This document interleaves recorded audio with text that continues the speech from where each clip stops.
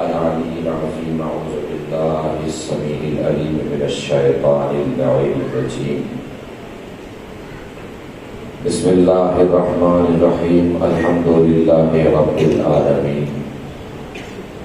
الصلاة والسلام على أشرف الأولين والآخرين خاتم النبيين شفيع المذنبين رحمة للعالمين الملقب طه وياسين مولانا مولا الثقلين سيد الكونين إمام القبلتين جد الحسن والحسين بالقاسم محمد وعلى آله الطيبين الطاهرين المعصومين المظلومين المنتخبين المنتجبين الغر الميامين ولعنة الله على أعدائهم أجمعين من الآن إلى قيام يوم الدين. أما بعد فقد قال الله الحكيم في القرآن الكريم. بسم الله الرحمن الرحيم. الحمد لله رب العالمين. صلوات پڑھیں بر محمد مل جل کے ایک اور بار بابا سے کرو.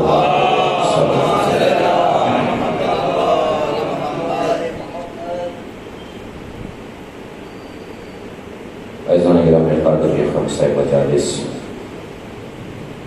جس کی آج پہلی مجلس ہے، انشاءاللہ 5 دن مسلسل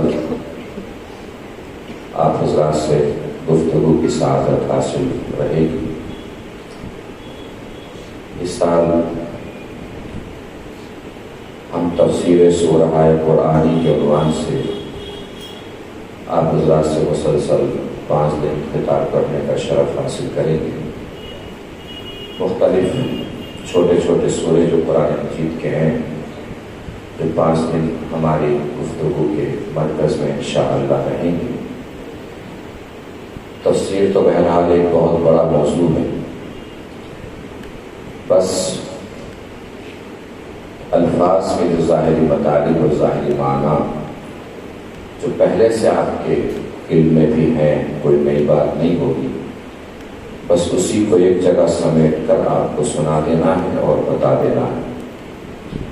آج آغاز کر رہے ہیں ہم سورہ مبارکہ حمد سے، جسے فاتحۃ الکتاب بھی کہا جاتا ہے.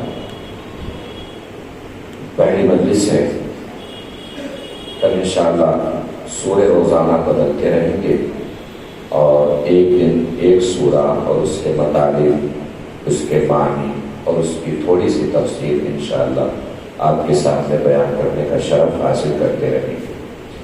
آج سورہ مبارکہ حمد کی گفتگو ہے، جسے فاتحۃ الکتاب بھی کہا جاتا ہے،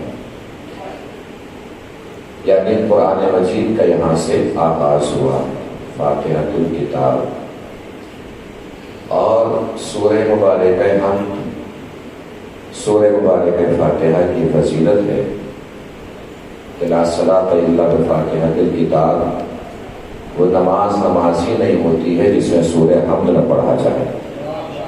وہ نماز ہی نہیں ہے جس میں سورہ حمد نہ پڑھا جائے. کسی صاحب کے ذہن میں یہ بات آئے کہ سورہ حمد چھوٹا سورہ ہے، ہم اس کی جگہ سورہ رحمان پڑھنا شروع کر دیں، ہو جائے گی نماز، اللہ قبول کر لے گا. سورہ رحمان بڑا سورہ ہے اور اسی کا بنایا ہوا ہے، مگر پھر بھی اللہ کو برداشت نہیں ہوگا کہ اسی کے بنائے ہوئے کو اسی کے بنائے ہوئے کی جگہ بٹھا دے. پروردگار یہ تو تیرا ہی بنایا ہوا ہے، سورہ رحمان بھی تیرا ہے، سورہ حمد بھی تیرا ہے. اللہ جواب دے گا دونوں ہے میرے، مگر خواہش تمہاری شامل ہو گئی، مرضی تمہاری شامل ہو گئی. تم میرے بنائے ہوئے کو بھی میرے بنائے ہوئے کی جگہ نہیں رکھ سکتے اپنی مرضی سے، اس میں بھی میری ہی مرضی کا مانور ہوگی. سوچنے کی بات ہے، جب اللہ کو یہ برداشت نہیں ہے کہ اس کا بنایا ہوا ہی اس کے بنائے ہوئے کی جگہ بیٹھ جائے، تو اللہ کو یہ کیسے برداشت ہوگا کہ اس کے بنائے ہوئے کی جگہ کوئی ہمارا بنایا ہوا بٹھا دے. ایک صلوات پڑھیں منظور کے محمد آغاز ہوا ہے سورہ مبارکہ حمد کا، کیونکہ ہمارے یہاں قرآن مجید میں سورہ مبارکہ توبہ کے علاوہ ہر سورے کا جز ہے بسم اللہ الرحمن الرحیم۔ تو آج ہم بسم اللہ الرحمن الرحیم سے آغاز کر لیتے ہیں۔ بسم اللہ الرحمن الرحیم کا مطلب شروع کرتا ہوں اللہ کے نام سے جو رحمان اور رحیم۔ اب اس کا آپ الگ الگ ترجمہ دیکھیے۔ بسم اللہ الرحمن الرحیم آغاز کہاں سے ہوا ہے؟ بے سے۔ بے استعانت کے لیے آتی ہے عربی ادب میں، یعنی مدد جب کسی سے مانگنا ہو تو وہاں بے کا استعمال کیا جاتا ہے۔ بے کس لیے آتی ہے؟ مدد کے۔ بے کے آگے کیا ہے؟ اسم۔ اسم کہتے ہیں نام کو۔ اسم کو اسم کیوں کہا جاتا ہے؟ اسم کے اصل معنی لغت میں بلندی کے ہیں۔ کیا معنی ہے اسم کے؟ بلندی کے۔ اسم کو اسم کیوں کہا جاتا ہے؟ اس لیے کہ اسم کے ذریعے وہ ذات جو چھپے ہوئے پردے میں رہتی ہے اسے ظہور کی بلندی مل جاتی ہے۔ مثلاً آپ باہر نکلے، آپ سے کسی نے پوچھا کہ صاحب نے مجلس پڑھی، اب آپ بتا رہے ہیں کہ صاحب تھے، کالا سا ماما تھا، کالی تبا تھی، کالی ابا تھی، پڑھ رہے تھے، سامنے والے کو آپ کیا سمجھا پائیں گے؟ لیکن جیسے ہی آپ نے کہا کہ جعفر رضوی صاحب مجلس پڑھ رہے تھے تو میری ذات جو ابھی خفا کے اخفا کے پردوں میں چھپی ہوئی تھی اسے ظہور کی بلندی نصیب ہو گئی۔ اسی لیے اسم کو اسم کہا جاتا ہے کہ جو ذات چھپی ہوئی ہوتی ہے اسے ظہور نصیب ہو جاتا ہے۔ اسم کے آگے کیا ہے؟ اللہ۔ کس کے نام سے شروع کر رہے ہیں؟ اللہ کے نام سے۔ تو اللہ کے تو بہت سارے نام ہیں، غفار بھی، قہار بھی، جبار بھی، متکلم بھی، بصیر بھی، نذیر بھی، سارے نام اللہ کے ہیں۔ اللہ ہی کو کیوں چنا شروع کرنے کے لیے؟ توجہ دیجیے گا۔ اس لیے چنا کہ اللہ کا جو بھی نام ہے وہ کسی ایک صفت کی طرف اشارہ کرتا ہے۔ مثلا رحمان ہے تو صرف رحمت کی طرف اشارہ کرتا ہے، رحیم ہے صرف رحمت کی طرف اشارہ کرتا ہے، قہار ہے تو صرف قہر کی طرف اشارہ کرتا ہے، جبار ہے تو صرف جبر کی طرف اشارہ کرتا ہے، متکبر ہے تو صرف تکبر کی طرف اشارہ کرتا ہے، عظیم ہے تو صرف عظمت کی طرف اشارہ کرتا ہے۔ لیکن اللہ ایک ایسا نام ہے جو اس کے تمام صفات کی طرف اشارہ کرتا ہے۔ تو ضروری ہے اور بہتر کیا ہے کہ اللہ ہی کے نام سے اپنے کام کا ہم آغاز کریں۔ اللہ کے آگے کیا ہے؟ رحمان اور رحیم۔ رحمان کے معنی بھی رحم کرنے والا، رحیم کے معنی بھی رحم کرنے والا، لیکن بڑا فرق ہے رحمان کی رحمت میں اور رحیم کی رحمت میں۔ رحمان کی جو رحمت ہے وہ عمومی ہے، سب بندوں کو اسی نے پیدا کیا ہے، تو اس کی ذمہ داری ہے کہ سب بندوں کے اوپر ضرورت کے اعتبار سے رحمت نازل کرے۔ جس کی جو بھی ضرورت ہے اس ضرورت کو پورا کرنا کس کا کام ہے؟ جس نے پیدا کیا ہے۔ تو سب پر وہ رحمت نازل کرتا ہے، اس لیے وہ رحمان ہے۔ کچھ اس کے مخصوص بندے ہیں جو اپنے اعمال صالحہ کے ذریعے اس کے قریب ہو جاتے ہیں، اس پر وہ خصوصی رحمت نازل کرتا ہے، اس کا مطلب وہ رحیم ہے۔ تو رحمان کا تعلق عمومی رحمت سے ہے، رحیم کا تعلق خصوصی رحمت سے ہے۔ تو شروع کرتا ہوں اللہ کے نام سے جو رحمان بھی ہے اور رحیم بھی ہے۔ میں نے کیا کیا؟ ظاہری مطالب بیان کر رہے ہیں، تفسیر بیان نہیں کر رہی ہے۔ تفسیر تو اتنی زیادہ ہے کہ ابن عباس فرماتے ہیں کہ پوری رات میں بیٹھا رہا، پوری رات بیٹھ کر بھی بے کی تفسیر مکمل نہیں ہو پائی، اور جب میں چلنے لگا تو مولا نے مجھ سے فرمایا ابن عباس بس اتنا سمجھتے جاؤ جو پورے قرآن میں ہے وہ سورہ حمد میں ہے، جو سورہ حمد میں ہے وہ بسم اللہ الرحمن الرحیم میں ہے، جو بسم اللہ الرحمن الرحیم میں ہے وہ بے میں ہے، جو بے میں ہے وہ بے کے نقطے میں ہے، وانا نقطۃ التی تحت الباء، میں ہی وہ نقطہ ہوں جو بے کے نیچے لگا ہوا ہے۔ اس کا مطلب بے کے نیچے کے نقطے کو علی کہا جاتا ہے، بے کے نیچے کے نقطے کو علی کہا جاتا ہے، اور یہ ہمیشہ سے دشمنان علی کی تہذیب رہی ہے کہ وہ تمام فضیلتیں جو علی کے لیے تھی اس کو چرایا گیا ہے، اس کو غصب کیا گیا ہے۔ یہی وجہ ہے کہ جب امیر شام نے نماز پڑھائی تو پیچھے سے صحابہ نے نماز کے بعد کہنا شروع کر دیا، نسیتا ام اسرفتا، تو بسم اللہ کے چوری کر گیا ہے یا بھول گیا ہے؟ اس میں بھی علی کی فضیلت چھپی ہوئی ہے نا۔ تو دشمنان اہل بیت کا کام کیا ہے؟ علی کی فضیلت کو چرانا، لیکن دشمنان اہل بیت کو پتہ ہی نہیں ہے چرانا اور ہے، مال کا اصلی جگہ پہ ہونا اور ہے۔ لوگوں نے اہل بیت کے فضائل کو چرا چرا کے اپنے منصب تو حاصل کر لیے مگر اہل بیت کی منزل تک پہنچ ہی نہیں پائے. ان بیچاروں کو پتا ہی نہیں تھا کہ تخت پہ قبضہ کر کے خلیفہ بننا اور ہے، سورج کو انگلی کے اشارے سے پلٹانا اور ہے. سورج کو انگلی کے اشارے سے پلٹانا اور ہے. ان بیچاروں کو پتا ہی نہیں تھا صدیق کہلوانا اور ہے، رضوان کو درزی بنا کے بلانا اور ہے. ایک صلوات پڑھیں مل جل کے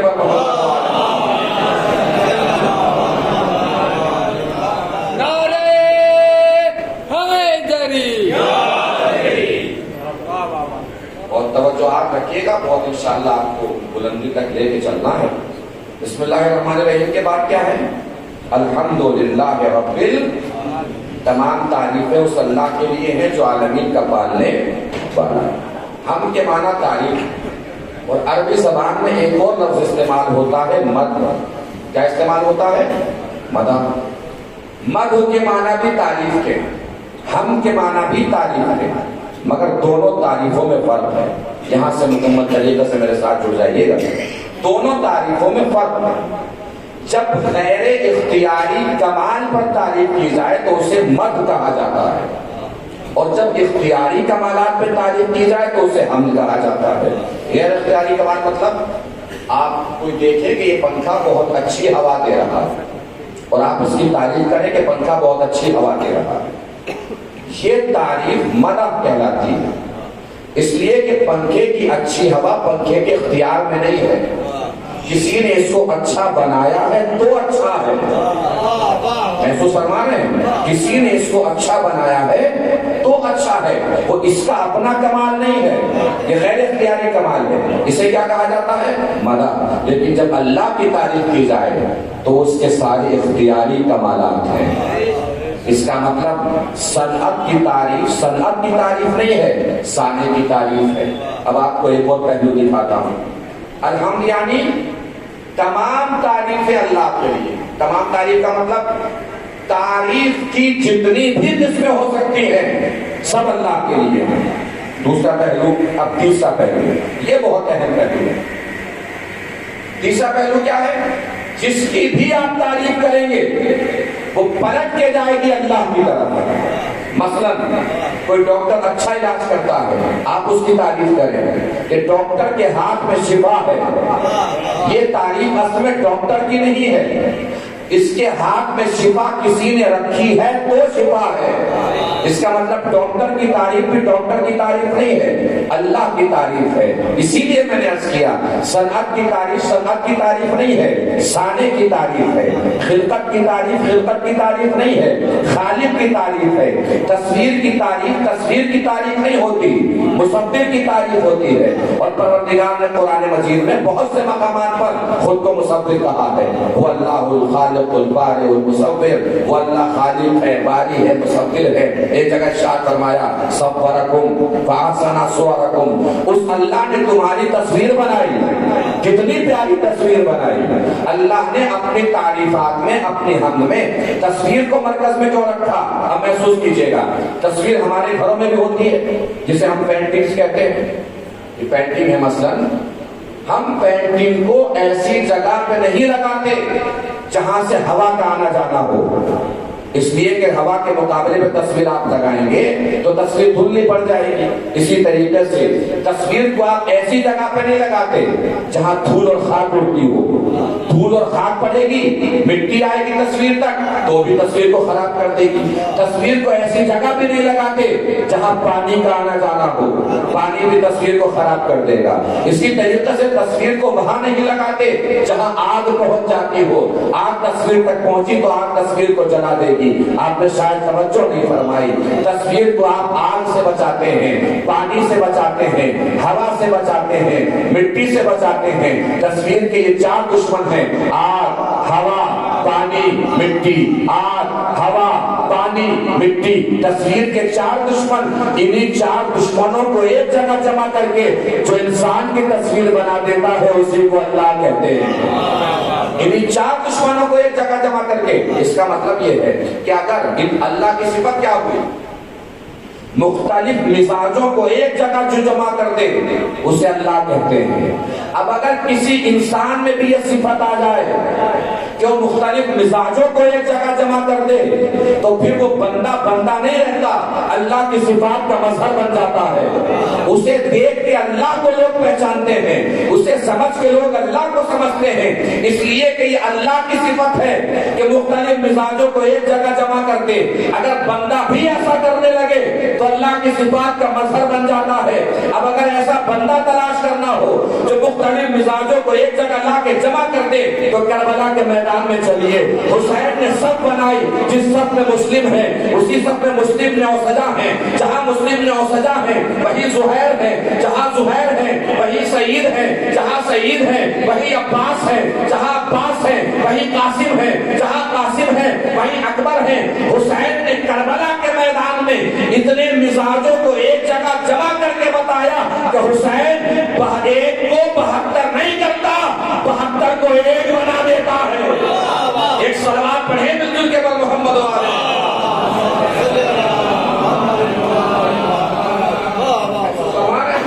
تو تمام تعریفوں سے اللہ کے لیے ہے جو عالمین کا پالنے والا۔ آگے کیا ہے؟ الرحمن، یہ میں آپ کو پہلے بتا چکا ہوں، بسم اللہ الرحمن الرحیم۔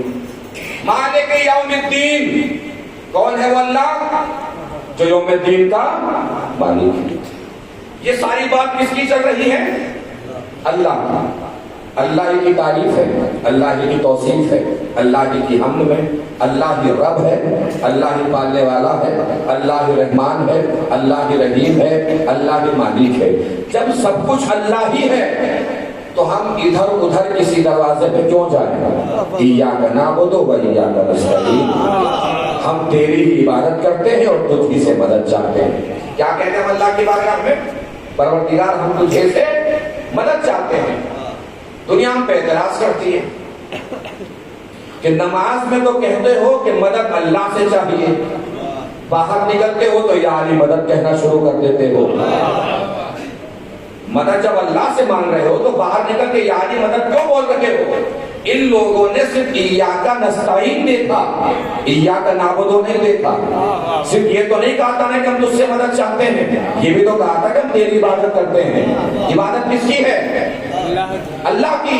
اذان شروع کی، اللہ اکبر، اشہد ان لا الہ الا اللہ، اشہد ان محمد رسول اللہ۔ عبادت تو اللہ کی ہے، محمد کا ذکر کیوں آ رہا ہے؟ بھئی عبادت جب دنیا پہ کیا اعتراض کرتی ہے؟ مدد اللہ سے مانگتے ہو تو باہر نکل کے علی کا تذکرہ کیوں، علی کا نام کیوں؟ دنیا والوں کو بتائیے عبادت جب اللہ ہی کی ہے تو محمد کا تذکرہ کیوں؟ اور صرف اذان میں نہیں، تشہد میں بھی محمد کا تذکرہ ہے۔ دنیا ہمیں کیا جواب دے گی؟ اس محمد کا تذکرہ ضروری ہے، اس لیے ضروری ہے کہ اسی محمد نے تو خدا کو پہچانوایا ہے، تو پھر ادھوری بات کیوں کرتے ہو؟ بات مکمل کرو نا کہ علی کا تذکرہ یوں ضروری ہے کہ علی نے نبی کو پہچانوایا ہے، نبی کا تذکرہ یوں ضروری ہے کہ نبی نے خدا کو پہچانوایا ہے۔ اگر علی کا ذکر ہوگا تو دنیا نبی کو پہچان بھی نہ پائے۔ اب جاگے گا کہ کوئی چشمہ لگایا ہوا ہے، پاور کا چشمہ ہوتا ہے، پاور کا چشمہ جس نے لگایا ہوا ہو اس کے سامنے کتاب رکھیے، چشمہ اتروائیے، کہیے کہ پڑھ کے دکھائے، کیا کہے گا وہ؟ کچھ نظر نہیں آ رہا ہے، کچھ تو نظر آ رہا ہوگا۔ کیا نظر آ رہا ہے؟ کہ چھوٹے چھوٹے لفظ دکھائی دے رہے ہیں۔ اب چشمہ لگا دیجیے کہ آپ پڑھو، فوراً پڑھ دے گا۔ کیوں پڑھ دے گا؟ کیا کہے گا وہ؟ لفظ جیسے ہیں ویسے ہی دکھائی دے رہے ہیں۔ اب پڑھ کے بتاؤں گا کلکتہ میں پڑھ رہا ہوں، سن کے بتائیے گا کلکتہ میں سن رہے ہیں۔ چشمہ لگا کے پڑھوائیے تو لفظ جیسے ہیں ویسے ہی دکھائی دیں گے، چشمہ اتار دیجئے تو لفظ چھوٹے چھوٹے دکھائی دیں گے۔ توجہ نہیں فرمائی آپ نے؟ علی کا ذکر نبی کو دیکھنے کا چشمہ ہے، علی کا ذکر نبی کو دیکھنے کا چشمہ ہے۔ جس نے چشمہ لگا کے نبی کو دیکھا اسے نبی نبی نظر آیا، جس نے چشمہ اتار دیا اسے نبی اپنے جیسا نظر آیا۔ ایک صلوات پڑھیں مل جل کے پر محمد و آل محمد۔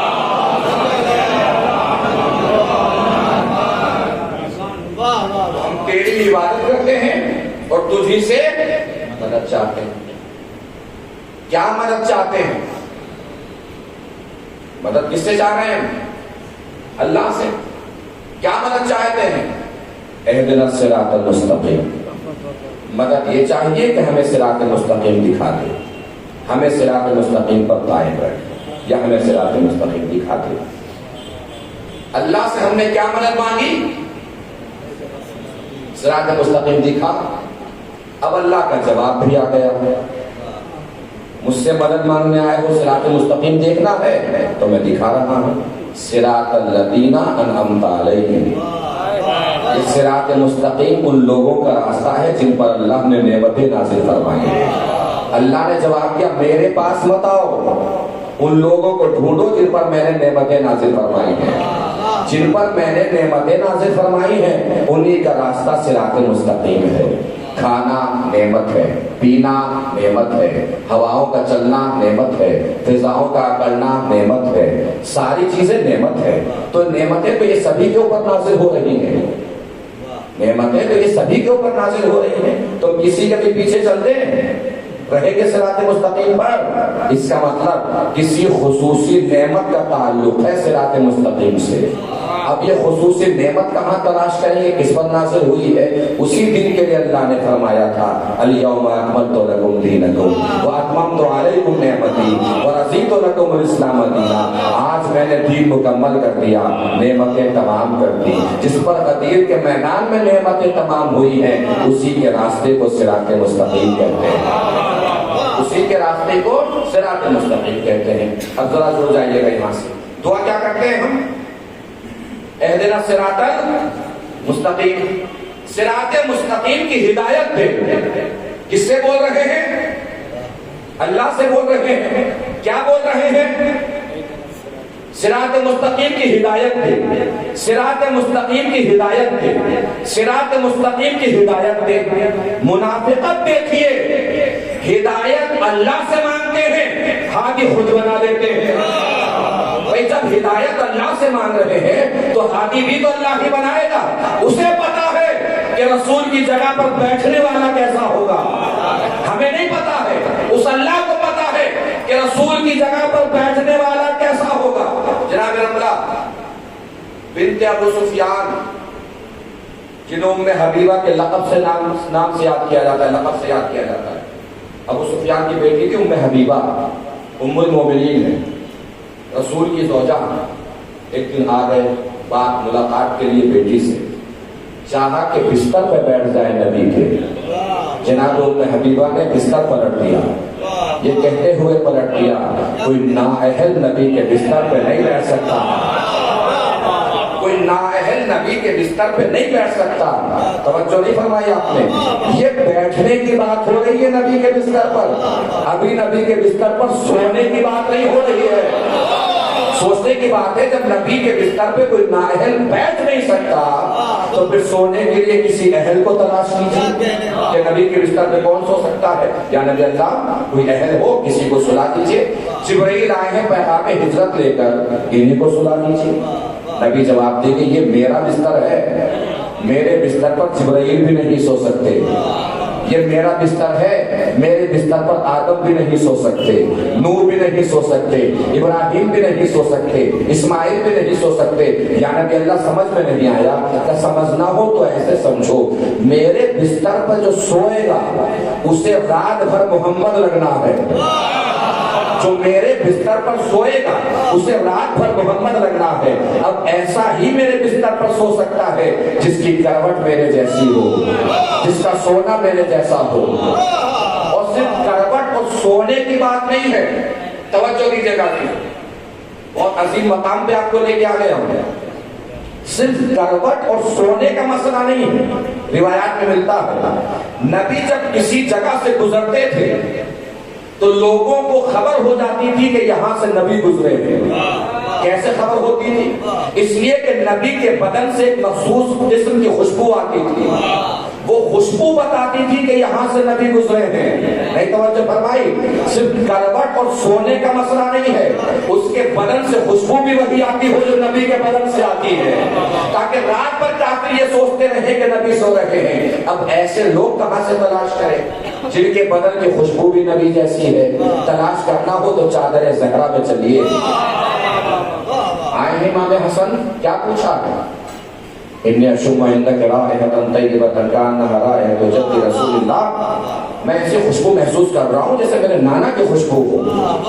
شہزادی نے چادر کی طرف اشارہ کر دیا کہ جاؤ تمہارے نانا وہاں۔ بات پوری ہو گئی۔ اب امام حسین تشریف لائے، انہوں نے کیا فرمایا؟ ایسی خوشبو محسوس کر رہا ہوں جیسے نانا کی خوشبو ہو۔ بالکل یہی فرمایا نا۔ پھر اشارہ چادر کی طرف، امام حسین چادر میں چلے گئے۔ پھر مولا علی آئے، ایسے خوشبو محسوس کر رہا ہوں جیسے نانا کے بدن کی، بھائی کے بدن کی خوشبو ہو۔ شہزادی نے پھر چادر کی طرف اشارہ کر دیا، مولا کہنا چادر میں چلے گئے۔ اب اس پہ تھوڑا سا توجہ فرمائیے۔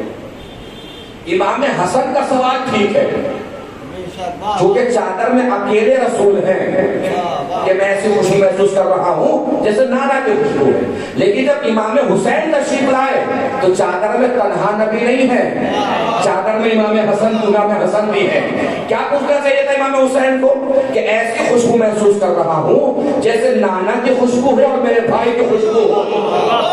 جب مولا کائنات تشریف لائے تو چادر میں 3 شخصیتیں ہیں، نبی بھی ہے، حسن بھی ہے، حسین بھی ہے۔ علی کو کیا سوال کرنا چاہیے؟ ایسی خوشبو محسوس کر رہا ہوں جیسے میرے بھائی اور بچوں کی خوشبو ہو، لیکن جو حسن نے کہا وہی حسین نے کہا، جو حسین نے کہا وہی علی نے کہا۔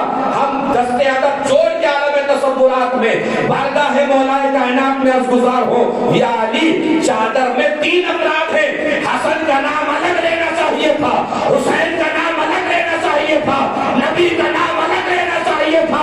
علی صاحب پلٹ کے جواب دے، اتنی سی بات سمجھ میں نہیں آئی؟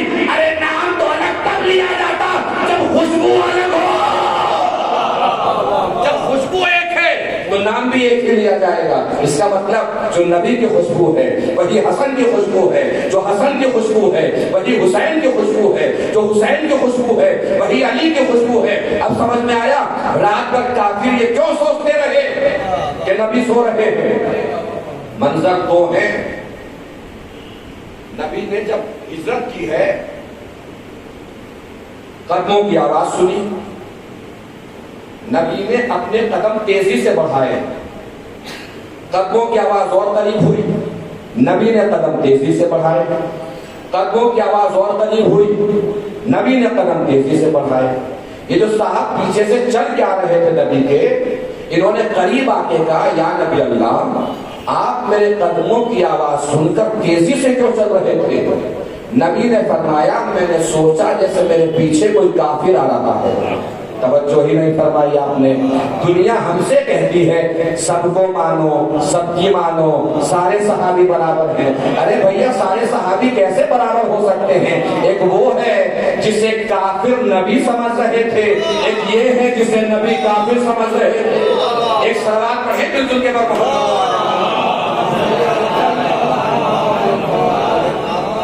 تو جناب ام حبیبہ نے کیا فرمایا؟ یہ نبی کا بستر ہے، اس پر کوئی نااہل نہیں بیٹھ سکتا۔ دیکھیے ام المومنین ہے، کیفیت ملاحظہ کیجئے گا، ام المومنین ہے، ام المومنین ہے، باپ کو شریعت بتا رہی ہے، باپ کے ساتھ مل کر شریعت بگاڑ نہیں رہی ہے۔ کیا بتائی شریعت؟ کہ نبی کا بستر ہے، اس پر کوئی نااہل نہیں بیٹھ سکتا، یہ نبی کا بستر ہے، اس پر کوئی نااہل نہیں بیٹھ سکتا۔ 1400 سال سے ہم یہی تو بتانا چاہ رہے ہیں کہ جب نبی کے بستر پر نااہل نہیں بیٹھ سکتا تو نبی کے منبر پر نااہل کیسے بیٹھتا ہے؟ ایک سلوات پڑھیں مل جل کے محمد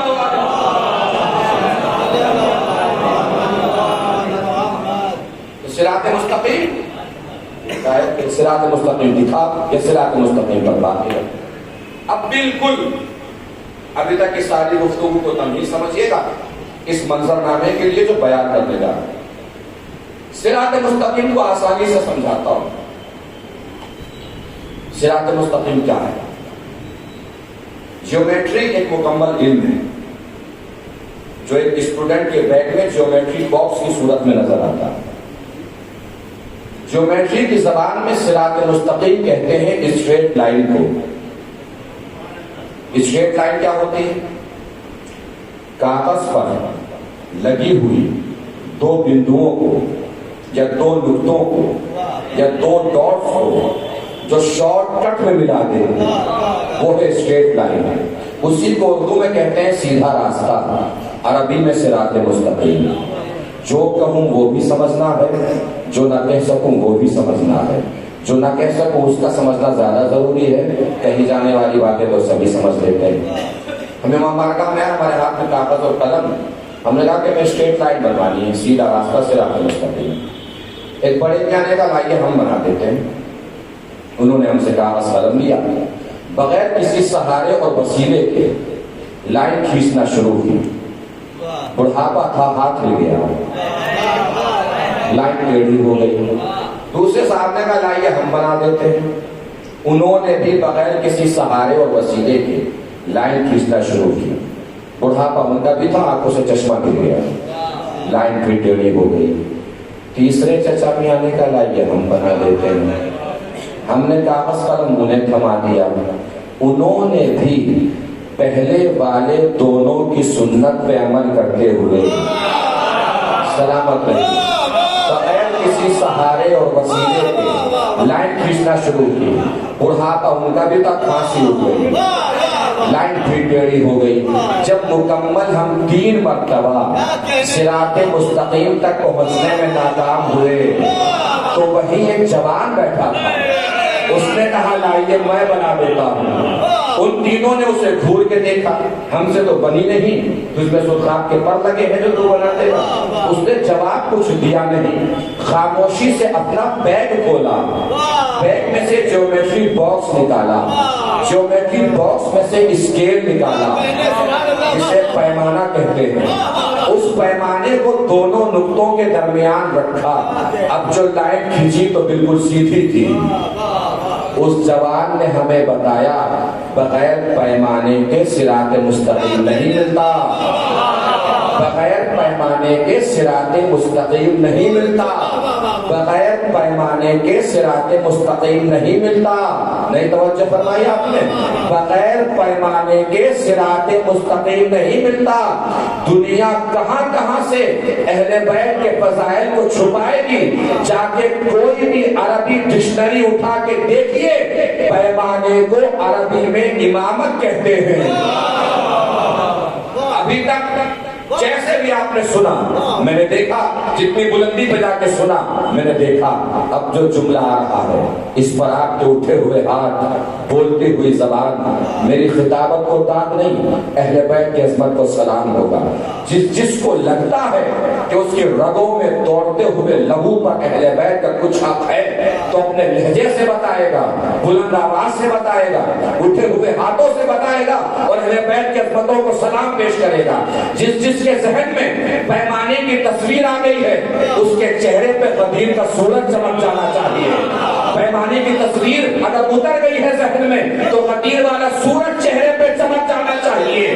جا کے کوئی بھی عربی ڈکشنری اٹھا کے دیکھو، پیمانے کو عربی میں امامت کہتے ہیں. اب اگر کوئی آپ سے پوچھے پیمانہ امامت کہاں سے ہو گیا تو اس سے کہیے گا مجھ سے مت پوچھ، نہ کسی ذاکر سے پوچھ، نہ کسی بھائی سے پوچھ، جا کے جو بیٹی کے ٹیچر سے پوچھ کہ پیمانے کو امامت کیوں کہتے ہیں. اس لیے کہ پیمانے میں 12 انچ میں نے نہیں رکھے اور ہر انچ کے درمیان 5 ڈاٹس بھی میں نے نہیں رکھے. پیمانے کے 12 انچ اور 5 ڈاٹس بتاتے ہیں کہ 12 اور 5 کے راستے ہی کو صراط مستقیم کہتے ہیں. ایک صلوات پڑھیں پھر جو کے بعد محمد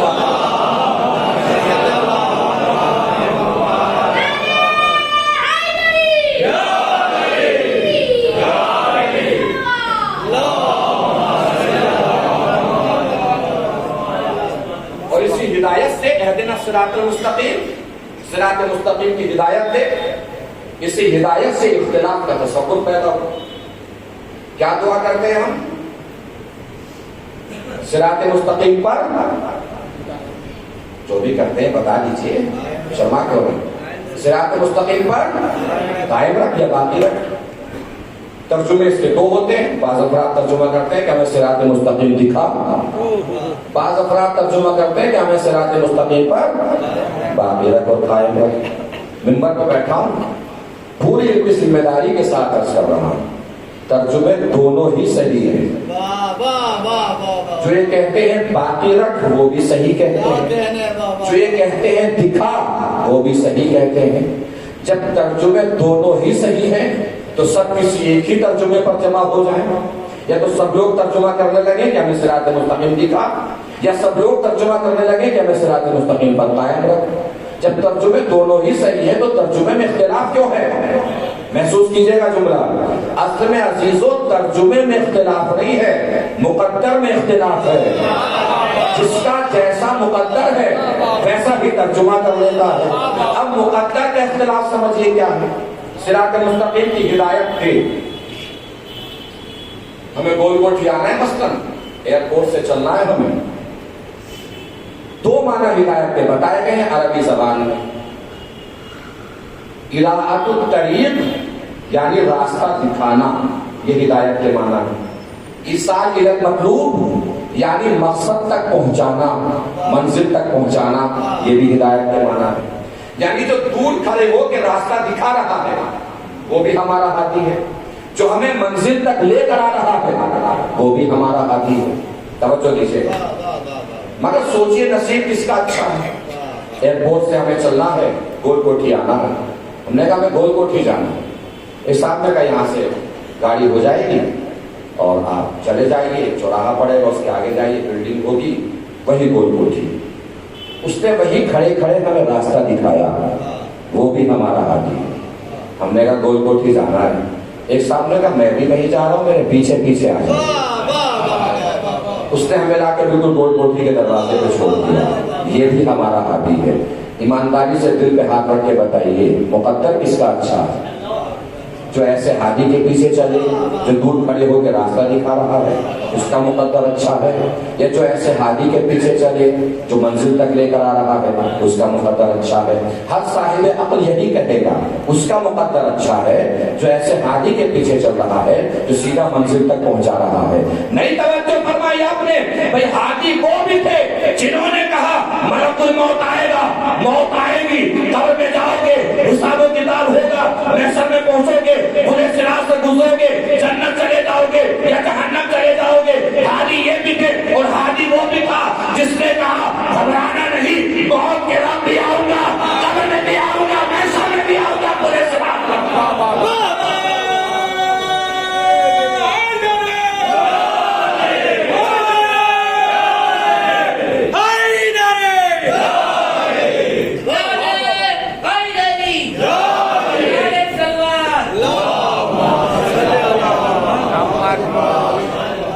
ظاہر سی بات ہے جو ایسے ہادی کے پیچھے چلے, جو دور کھڑے ہو کے بس راستہ ہی دکھا رہا ہے, وہ تو ہر چوراہے پہ پہنچ کے پوچھے گا کہ اب مجھے کدھر جانا ہے.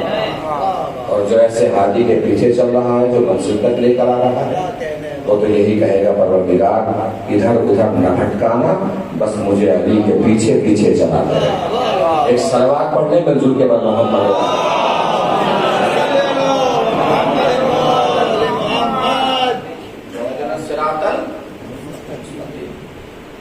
دو اس کے تعارف ہیں. پہلا تعارف صراط مستقیم کا کیا ہے؟ صراط الذین انعمت علیہم. صراط مستقیم ان لوگوں کا راستہ ہے جن پر اللہ نے نعمت نازل فرمائی. صراط مستقیم تلاش کرنا آسان ہو گیا کہ مشکل؟ آسان ہو گیا. اس لیے کہ اب ہمیں صراط مستقیم تلاش نہیں کرنا ہے, اب ہمیں ان لوگوں کو ڈھونڈنا ہے جن پر اللہ نے نعمت نازل فرمائی ہے. جن پر اللہ نے نعمت نازل فرمائی ہے ان کو ڈھونڈ لیا تو صراط مستقیم مل جائے گا. اب وہ لوگ کہاں سے ملیں گے جن پر اللہ نے نعمت نازل فرمائی ہے؟ قرآن نے بیان فرمایا. میں اکثر کہتا ہوں, بڑا مشہور جملہ ہے ہمارا, کہ قرآن میں سب کچھ دکھائی دیتا ہے. قرآن میں سب کچھ دکھائی دیتا ہے, بس ہمیں کرنا یہ ہے کہ قرآن جھوم کے نہیں پڑھنا ہے, پڑھ کے جھومنا ہے. پڑھیے, جھومیے, ہر چیز قرآن میں دکھائی دے جائے گی. نعمت کن پر نازل ہوئی وہ بھی قرآن میں دکھائی دی ہے. کن پر نعمت نازل ہوئی؟ اولئک الذین انعم اللہ علیہم من النبیین من ذریۃ آدم. آدم کی ذریت میں سے اللہ نے جن کو نبی بنایا ان پر اپنی نعمت نازل فرمائی. ایک دائرہ اور چھوٹا دائرہ کیا. وممن حملنا مع نوح، جو نوح کے ساتھ کشتی میں سوار ہوئے ان پر نعمت نازل فرمائی. دوسرا دائرہ اور چھوٹا دائرہ کیا. ومن ذریۃ ابراہیم و اسرائیل، اور اللہ نے ابراہیم کی ذریت اور اسرائیل کی ذریت پر بھی نعمت نازل فرمائی. باتیں ہو گئی. ابراہیم کون ہے سب کو پتا ہے. اسرائیل کون ہے؟ اسرائیل لقب ہے جناب یعقوب علیہ السلام کا. یعقوب کون ہے؟ بیٹے ہیں جناب اسحاق علیہ السلام کے. جناب اسحاق کون ہے؟ فرزند ہے جناب ابراہیم علیہ السلام. یعنی اللہ نے دادا کا بھی تذکرہ وہیں کیا، پوتے کا بھی تذکرہ وہیں کر دیا. جو دادا کی ذریت میں ہے کیا وہ پوتے کی ذریت میں نہیں ہے؟ جب یعقوب کا تذکرہ ہونا تھا تو ابراہیم کا تذکرہ کرنے کی کیا ضرورت؟ اللہ جواب دے گا ابراہیم کے پاس صرف ایک فرزند نہیں ہے اسحاق. ابراہیم کے دو بیٹے ہیں، اسحاق بھی اسماعیل بھی. اگر ہم صرف یعقوب کا تذکرہ کرتے تو اسماعیل کی ذریت باہر ہو جاتی. پروردگار اس کا مطلب طے ہو گیا کہ ہم چاہے یعقوب کی ذریت کے پیچھے چلیں تب بھی صراط مستقیم پر، اسماعیل کی ذریت کے پیچھے چلیں تب بھی صراط مستقیم پر. چونکہ تو نے دونوں کی ذریت پہ نعمت نازل فرمائی ہے. اللہ جواب دے گا جلدی کیسی ہے، کہاں جانا ہے؟ ٹھہرو، رکو، ماضی دیکھو، حال دیکھو، مستقبل دیکھو، تاریخ پڑھو، قرآن پڑھو، آیت پڑھو، تفسیر پڑھو. جب پتہ چلے گا سب کا راستہ صراط مستقیم نہیں ہے. پروردگار تو ہی کھل کے بتا دے پھر کس کا راستہ صراط مستقیم ہے. کا سمجھنا ہو تو ایسے سمجھو. یعقوب کی ذریت بھی آگے بڑھی، اسماعیل کی ذریت بھی آگے بڑھی. یعقوب کی ذریت میں یوسف ہے، موسیٰ ہے، یحییٰ ہے، زکریا ہے، عیسیٰ ہے. اسماعیل کی ذریت میں محمد ہے، پھر محمد ہے، پھر محمد ہے، پھر محمد ہے. چونکہ ان کا پہلا بھی محمد، درمیانی بھی محمد، آخری بھی محمد، سارے کے سارے محمد. پروردگار اب بھی سمجھ میں نہیں آیا کس کا راستہ صراط مستقیم ہے. کہ بالکل کھل کے سمجھنا ہو تو ایسے سمجھو. یعقوب کی ذریت کا آخری وارث ہے عیسیٰ، اور اسماعیل کی ذریت کا آخری وارث ہے مہدی. حسن اتفاق یہ ہے وہ بھی زندہ، یہ بھی زندہ، وہ بھی آئے گا، یہ بھی آئے گا. اس کا نزول معجزہ، اس کا ظہور معجزہ. وہ مریم کا بیٹا، یہ فاطمہ زہرا کا بیٹا. جس دن دونوں آئیں گے اس دن پتا چلے گا کس کا راستہ صراط مستقیم ہے. مریم کا بیٹا زہرا کے بیٹے کے پیچھے مصلی بچھا کے کہے گا میرا نہیں اس کا راستہ صراط مستقیم ہے. بچھے گا نا مصلی، سب کو پتا ہے بچھے گا. کہاں بچھے گا مصلی؟ پانی پر. پروردگار پانی ہی پہ کیوں بچھ رہا ہے مصلی؟ اپنے رہبر، ہادی، امام کی زیادہ ہی بلندی بیان کرنے کی کعبے میں بچھواتا، بیت المقدس میں بچھوا لیتا، دنیا کو پتہ چل جاتا جس کا کعبہ ہے اسی کا بیت المقدس ہے. یہ پانی پہ مصلی بچھانے کی کیا ضرورت؟ اللہ شاید جواب دے گا اسے صرف مصلی نہ سمجھو، یہ مسند امامت ہے. پوری طاقت سے پڑھنے جا رہا ہوں، پوری طاقت سے سننا ہے. جس کا عقیدہ امامی ہو، جو شیعہ اثنا عشری ہو، 12 اماموں کو مانتا ہو، اور جس کا 12ویں امام کے ظہور پر اور غیبت پر اور وجود پر یقین ہو، پوری طاقت سے امام مہدی کی عظمتوں کو سلام پیش کرنا ہے. پوری طاقت سمیٹ لیجیے گا. بھئی مصلی پانی ہی پہ کیوں بچھ رہا ہے؟ اللہ جواب دے گا اسے صرف مصلی نہ سمجھو، یہ امامت کی مسند ہے. پروردگار مسندیں بھی تو پانی پہ نہیں بچتی، مسند بھی اب تک پر بچتی ہے یا منبر پر بچتی ہے. اللہ جواب دے گا تم نے دیکھا نہیں تھا، ہم نے امامت کی مسند پہلے تخت پر ہی بچھائی تھی، امامت کی مسند پہلے منبر پر ہی بچھائی تھی. لوگ کودے تخت پہ بیٹھ گئے، لوگ کودے منبر پر بیٹھ گئے. اس بار امامت کی مسند نہ تخت پر بچھاؤں گا نہ منبر پر. اس بار امامت کی مسند پانی پہ بچھاؤں گا، پھر کہوں گا اب جس میں ہمت ہو بیٹھ کے دکھا. ایک صلوات پڑھیں جو محمد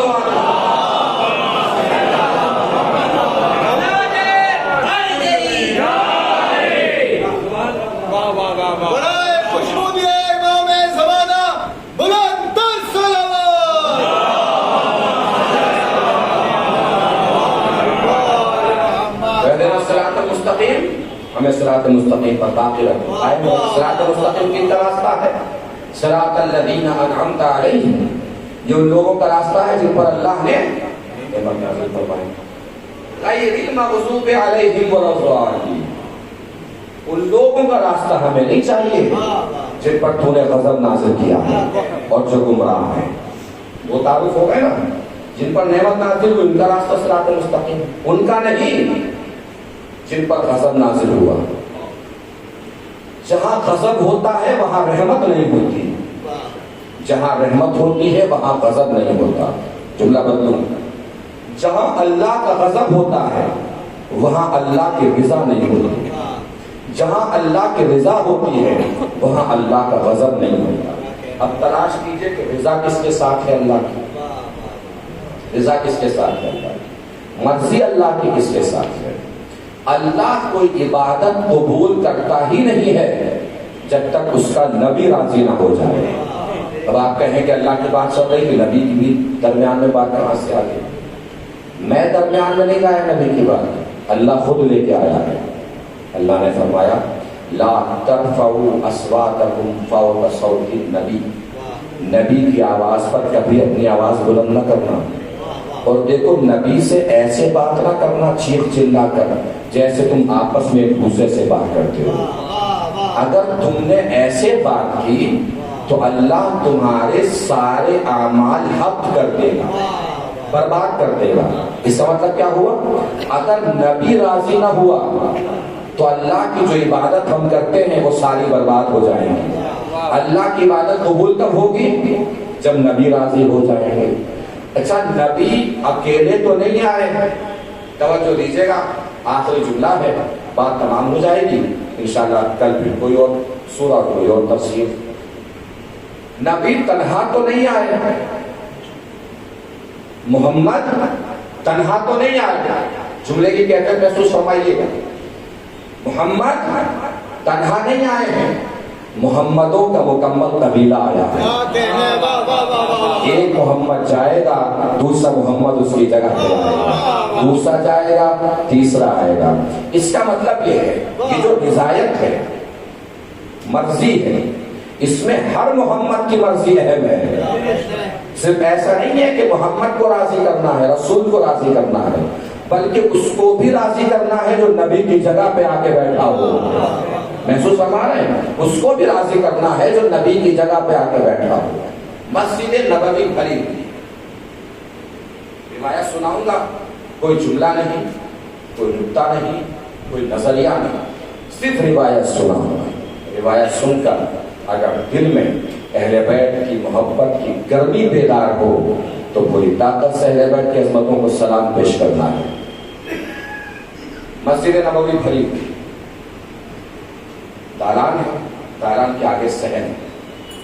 صحن میں نبی اور علی ایک دوسرے کے سامنے کھڑے ہیں. نبی کا چہرہ علی کی طرف، علی کا چہرہ نبی کی طرف. نبی علی کے کاندھے پہ ایسے ہاتھ رکھے ہوئے جیسے کوئی بات کرتے ہوئے سامنے والے کے کاندھے پہ ہاتھ رکھے. نبی علی سے فرما رہے ہیں یا علی،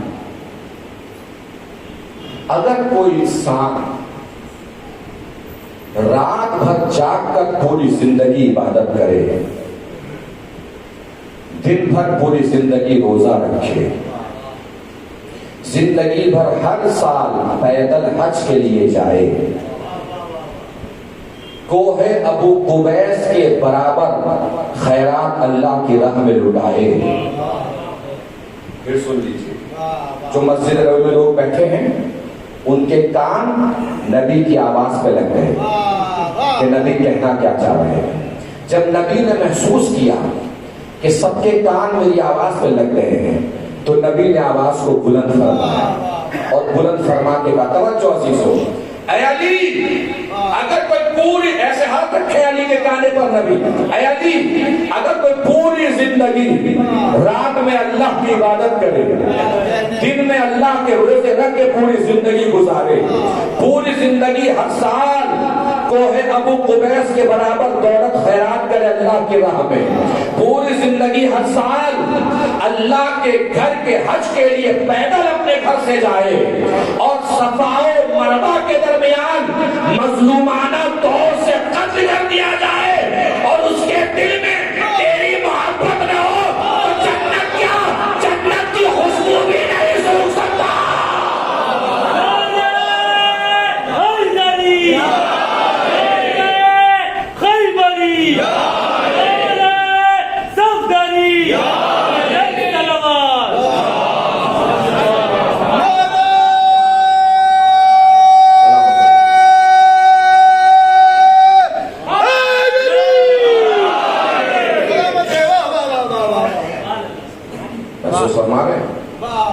جب نعرہ حیدری کوئی لگایا کرے تو یہ نہ سوچا کرے کہ آج سے پھر نعرہ حیدری لگا دیا، یہ سوچا کریں کہ اس نے آپ کو ایک بار اور علی کہنے کا موقع دیا۔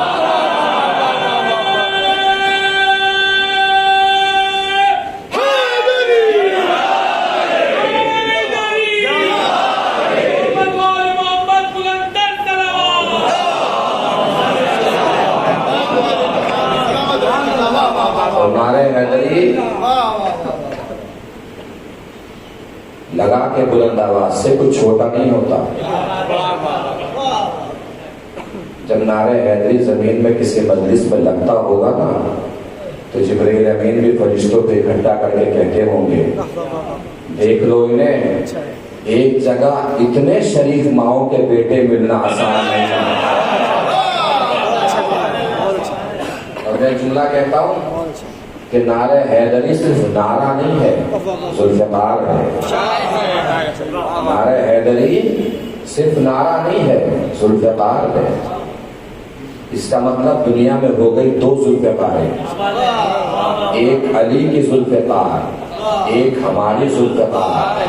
دونوں ذوالفقاروں کے درمیان فرق بس یہ ہے کہ علی کی ذوالفقار چلنے سے پہلے آنے والی نسلوں کو دیکھتی تھی، ہماری ذوالفقار چلنے کے بعد گزری ہوئی نسلوں کو دیکھتی تھی۔ ایک سوال پڑھیں حضور کے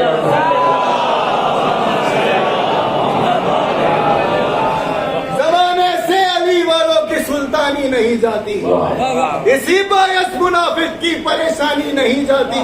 علی کے دشمنوں کی عاقبت پہچان لو محسن، یہ مرتے ہیں تو ان کی شکل پہچانی نہیں جاتی۔ نعرہ حیدری، صراط الذین انعمت علیہم غیر المغضوب علیہم ولا الضالین۔ سورہ حمد کی بات یہ ہم نے مکمل کر دیا۔ آج پھر ایک بار اور عرض کروں، تفسیر کرنا کسی کے بس میں نہیں ہے۔ ہم وہ باتیں بیان کریں گے جو الفاظ سے ظاہری مطالب اور معنی نکلتے ہیں اور آپ کے ذہن میں پہلے سے موجود ہیں، انہیں کو سمیٹ کے بس ایک سبق کی طرح آپ کو سنا دیں گے انشاءاللہ۔ گفتگو چلتی رہے گی۔ یہ قرآن مجید ہے، سورہ حمد ہے۔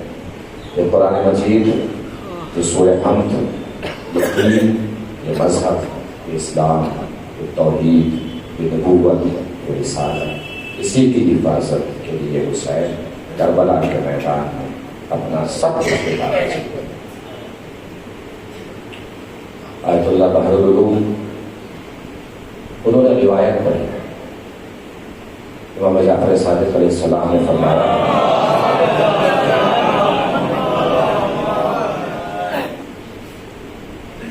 مجلس برپا کرتے ہو؟ رابع نے کہا جی سرکار کرتے ہیں۔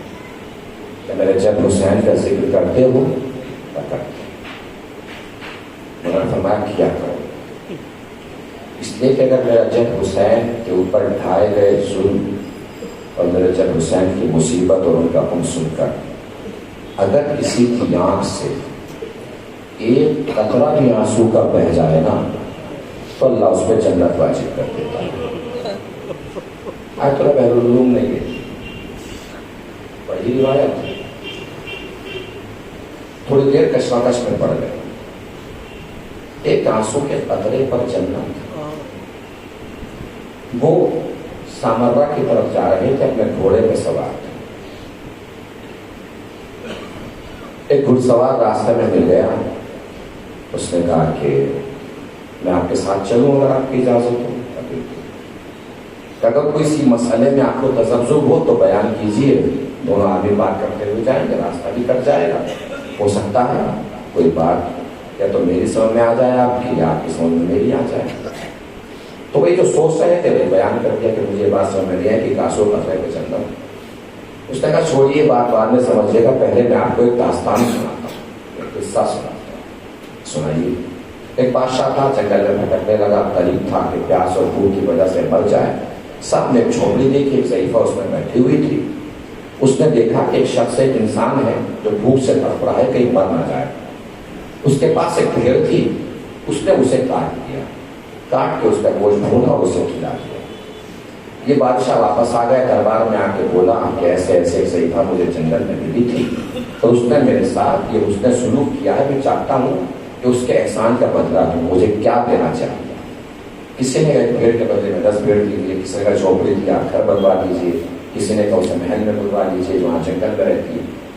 اس کے ایک مشیر نے کہا کہ سرکار اگر گستاخی معاف ہو تو ایک بات بتاؤ، ایک مشورہ دوں، کیسے بتائیے؟ کہ سرکار آپ یہ مت دیکھیے کہ اس نے آپ کے لیے بھیڑ ذبح کی، آپ یہ دیکھیے کہ اس کے پاس بھیڑ کے علاوہ کچھ اور تھا ہی نہیں۔ اس کے پاس جو کچھ تھا سب آپ کو دے دیا۔ اب آپ کے پاس جو کچھ ہے سب اس کو دے دیں گے، تب بھی اس کے احسان کا بدلہ پورا نہیں ہو سکتا۔ جو کہ اس کی بھیڑ صرف ایک بھیڑ نہیں تھی، اس کی پوری دولت تھی۔ اللہ محروم سے اس کو سوال نے کہا، اب بات سمجھ میں آ گئی کہ قتلے کے بدلے میں اللہ جنت کیسے دے سکتا ہے؟ اس لیے کربلا کے میدان میں حسین کے پاس جو کچھ تھا سب حسین نے اللہ کے لیے قربان کر دیا۔ اب اللہ کے پاس جو کچھ ہے اگر سب حسین کے لیے دے دے تو یہ کوئی بہت بڑی بات نہیں ہے۔ اس لیے کہ آدمی کی حیثیت کے اعتبار سے احسان سمجھا جاتا ہے کہ کس نے کس کے ساتھ کیا سلوک کیا ہے۔ جو حسین کے پاس تھا حسین نے دے دیا، جو اللہ کے پاس ہوگا اللہ حسین نے کیا کیا نہیں دیا۔ حسین نے برابر کے بھائی کے بازو دے دیے، 6 مہینے کے بچے کا گلا دے دیا، جوان بیٹے کا سینہ دے دیا، اور وہ بھی وہ بیٹا جس سے حسین اتنا پیار کرتے تھے کہ اکثر ام لیلہ رات کے سناٹے میں اکبر کے جھولے کے پاس ایک سایہ دیکھا کرتی تھی، آواز دیتی تھی، کون ہے میرے اکبر کے جھولے کے پاس؟ حسین آواز دیتے تھے، میں حسین، ذرا آہستہ بولو۔ کہ مولا آپ اس وقت کیا دل میں نانا کی زیارت کا خیال پیدا ہوا؟ سوچا اپنے لال اکبر کی زیارت کرنی، اتنی محبت کرتے تھے حسین علی اکبر سے، اس قدر پیار کرتے تھے حسین علی اکبر سے۔ آج حضرت اکبر کے مسائل سننے میں تو ان کے لیے کیا کرنا، ان کے لیے روئیے گا ایسے جیسے رونے کا حق ہے۔ میں اکثر کہتا ہوں کہ مسائل کا روزہ ضرور کیجیے، اس لیے کہ حقیق مسائل کا ہوا ہے نہیں، بلکہ اس لیے کہ آپ کی آوازیں شہزادی زہرا کو سکون بہت دیتی ہے۔ اگر رونا نہ آیا کرے تو اللہ کی بارگاہ میں دعا کیا کیجیے، پروردگار تجھے شہزادی فاطمہ کا واسطہ ہے، میری آنکھوں کو آنسو نہ آئے۔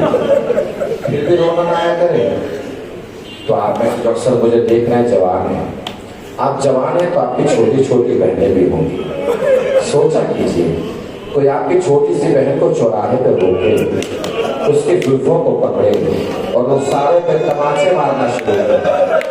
آپ میں سے کتنے بھائی ہوں گے جنہیں برداشت ہو جائے گا؟ نہ ہو سکے تو امام سجاد کو یاد کر کے رو لیا کیجیے۔ سجاد کربلا سے کوفہ، کوفہ سے شام، یہی دیکھتے دیکھتے چلے گئے، کبھی شیب سکینہ کو تماچے مارتا تھا، کبھی پوری تماچے۔ اسی لیے کہتا ہوں رویا ضرور کیجیے۔ میرے یوسف کہتا ہے کہ خیام حسینی سے 2 شہید ایسے نکلے ہیں جیسے بھرے گھر سے جنازہ نکلتا، ایک عباس اور ایک علی اکبر۔ جب میں نے غور کیا تو میں نے یہ محسوس کیا کہ جیسے کوئی بیوی اکبر کا دامن پکڑ کے بار بار پیچھے کھینچ رہی ہو۔ میں نے فطرت کے بارے میں غور کیا تو نیچر یہ ہے کہ جب پیچھے سے پکڑ کے کوئی پیچھے کھینچتا ہے تو عموماً وہ شخص کاندھے پہ ہاتھ رکھ کے پیچھے کھینچتا ہے۔ میں نے سوچا کہ شاید ایسی بیوی ہوگی جس کے ہاتھ اکبر کے کاندھے تک پہنچ نہیں پا رہے ہیں، ہو سکتا ہے اکبر کی سکینہ ہو جو پیچھے سے پکڑ کے دامن کے گئی ہو، بھیا جو بھی میدان میں گیا ہے واپس نہیں آیا۔ اب کی آوازیں بلند ہو گئی، بولی سے اکبر نکلے، میدان کی طرف بڑھے۔ پیچھے سے حسین نے آواز دی، بیٹا علی اکبر تیزی سے نہ جانا، آہستہ آہستہ جانا، اور جب تک سامنے ہو نا پیچھے پلٹ پلٹ کے مجھے دیکھتے رہنا، پیچھے پلٹ پلٹ کے مجھے دیکھتے رہنا۔ عزادارو، کربلا کے بعد بازار کوفہ و شام ہے، ایک مقام ایسا آیا کہ جہاں شمر ملون امام سجاد کے پاس آیا، بدن پہ تازیانے مارنے۔ جب شمر تھک گیا نا، امام سجاد نے پوچھے یہ تو بتا دے تازیانے مار کیوں رہا تھا؟ کہ تمہارے بابا کا سر غائب ہے، بتاؤ سر کہاں گیا؟ کہ جہاں میرے بھیا اکبر کا سر ہوگا وہی میرے بابا حسین کا سر ہوگا۔ وہ صندوق کھولا گیا جس میں علی اکبر کا سر ظالموں نے رکھا تھا، دیکھا کہ اسی صندوق میں اکبر کے سر کے سامنے حسین کا سر موجود ہے۔ شمر ملون آیا، آ کے پوچھا کہ کیسے پہنچ گیا سر؟ کہ تم نے بند کیوں کیا تھا سر میرے بھیا علی اکبر کا؟ کہ جب ہم نے نیزے پہ علی اکبر کا سر سوار کیا تو ہم نے محسوس کیا کہ حسین کا چہرہ جدھر ہے اکبر کا چہرہ ادھر ہی گھوم جاتا ہے۔ امام سجاد نے فرمایا چلتے وقت میرے بابا نے اکبر سے کہا تھا بیٹا اکبر جب تک سامنے ہونا مجھے پلٹ پلٹ کے دیکھتے رہنا۔ حسین کو اس قدر محبت تھی علی اکبر سے، کہے علی اکبر میدان میں مسائل مکمل نہیں پڑھ پاؤں گا، بس مجھے ایک منظر آپ کو دکھانا ہے، وہ منظر جسے نیزہ مارنے کے منظر سے تعبیر کیا جاتا ہے۔ عزادارو، دو نیزہ مارنے والے مقتل میں نے پڑھے ہیں اپنی آنکھوں سے، ایک کا نام حسین ابن نمیر ہے جس نے سینے پہ نیزہ مارا ہے، ایک نیزہ علی اکبر کی کمر کی طرف سے مارا گیا،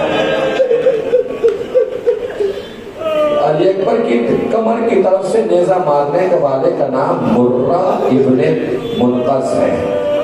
مرہ نے کمر سے نیزہ مارا ہے، حسین ابن نمیر نے سینے کی طرف سے نیزہ مارا ہے۔ نیزہ مارنے کی کیفیت جو بیان کی گئی ہے مقتل میں وہ بڑی جاندار ہے، میرے ہاتھ جڑے ہیں، سخت محسوس و مسائل تو مجھے معاف کر دیجیے گا، بس اتنا کہہ کے سنا رہا ہوں کہ اگر علی اکبر کی مصیبت سن کے بھی نہیں رو پائیں گے تو پھر کب رو پائیں گے؟ بس وہ مصیبت سن کے جو مصیبت لکھی گئی مقتل میں جو مصیبت لکھی گئی، مقاتل لکھتے ہیں کہ اکبر حسین کا جوان میدان قتال میں ایسے لڑا کہ زمین کربلا کاٹنے لگی، بڑے بڑے جو آئے ہوئے تھے فوجی اور لشکر اور بہادر وہ بھی اکبر کے سامنے ٹک نہیں پا رہے تھے۔ حسین ابن نمیر کے ذہن میں خباثت قیام ہوئی، شیطنت جاگی، وہ ایک پیڑ کے کونے میں چھپ گیا، اس نے سوچا کہ اکبر جیسے قریب آئیں گے میں ان پر حملہ کروں گا، تیزی سے چلتے ہوئے اکبر بڑھے، اچانک وہ درخت کے پیچھے سے نکلا اور اکبر کے سینے پہ نیزہ گاڑ دیا، پیچھے درخت کے اس نے مرہ کو چھپایا ہوا تھا، سینے پہ حسین ابن نمیر نے نیزہ گاڑا، پیچھے سے اسی وقت مرہ نے نیزہ گاڑ دیا۔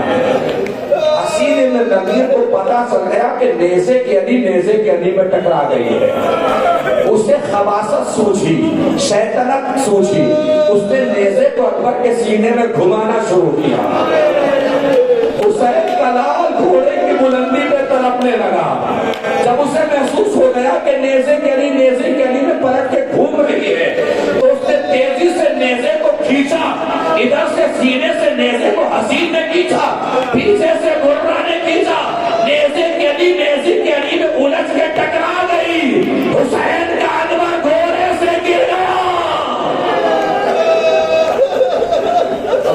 حسین تشریف لائے اکبر کو لے کے چلے۔ اب ایک اور کیفیت محسوس فرمائیے، کربلا کے میدان میں حسین نے کسی شہید کے جنازے پہ نہیں کہا کہ میں غریب ہو گیا، جہاں اکبر کا لاشا اٹھاتے وقت کہا ہے میرے لال میں غریب ہو گیا۔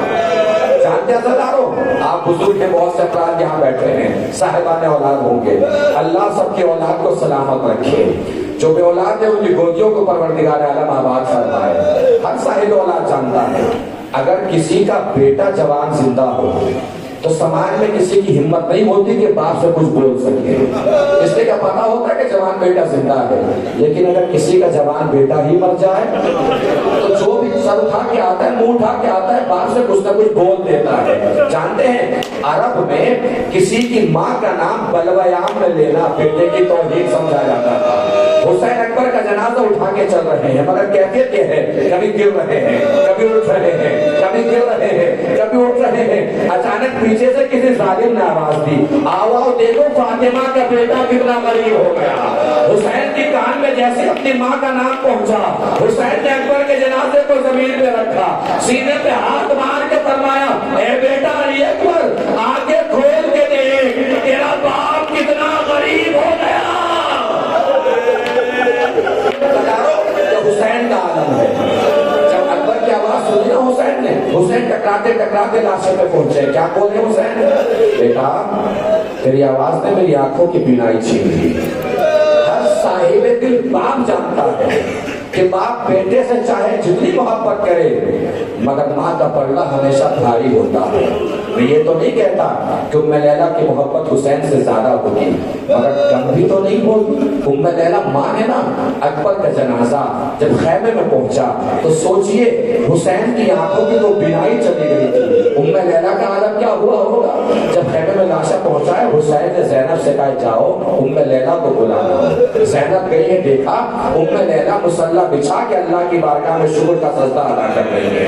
پروردگار تیرا شکریہ، تو نے میرے اکبر کی قربانی کو اپنی بارگاہ میں قبول فرمایا۔ زینب پلٹ کے آ گئی، تھوڑی دیر بعد پھر حسین نے کہا زینب جاؤ ام لیلہ کو بلا کے لاؤ۔